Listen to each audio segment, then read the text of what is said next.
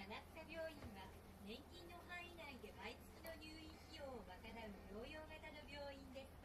美北丘陵公園すぐそば。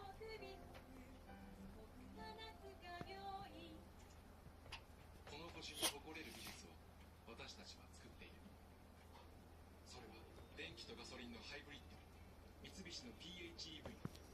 EV ならではの走りに驚